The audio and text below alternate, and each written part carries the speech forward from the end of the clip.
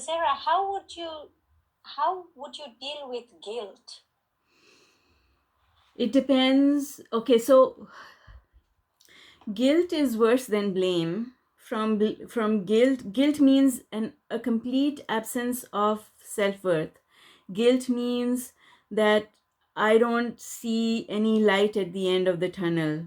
That's what guilt is. Guilt means that I am to blame for something, right? I'm blaming me instead of blaming someone Yes. else.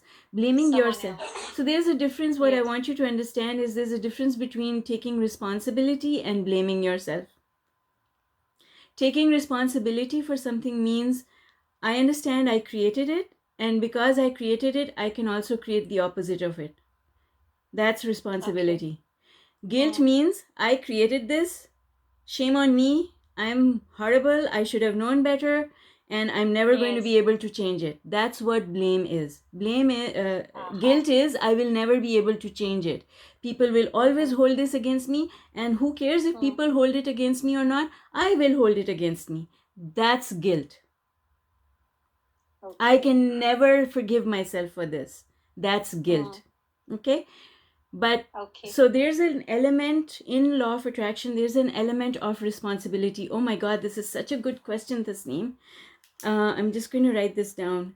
So, guilt versus responsibility. So, in law of attraction, we have to take responsibility. It is a requirement of doing the work to say, I created this. If something good happened, I created it. Something bad happened, I created it. So there's responsibility, but it should be responsibility without guilt. So it's you accept it and you move on from it. You forgive yourself and you move on because you understand that you did not understand. Yes.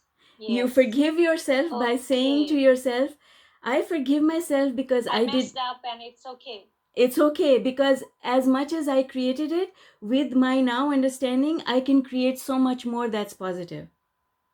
Yes. Right? And that's the difference. That's the difference. Okay. We should always take responsibility, but we should never feel guilty for anything that we've done. We should always be forgiving towards ourselves.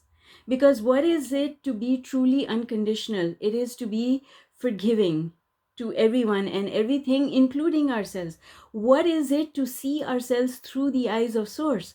Well, if you're feeling guilty, then you're not seeing yourself through the eyes of Source. Through the eyes of Source, correct. Right? So that means that you should never feel guilty because Source never sees you, Source never blames you and never sees you that way. So what has to happen is we have to transition. If we do feel guilty, we have to transition from guilt, the feeling of guilt, to a feeling of responsibility. Okay, so guilt is a bad emotion, but responsibility is a good emotion. Responsibility is empowering, whereas guilt is disempowering, right? So, but there's a very fine line. There's a very fine line between those two.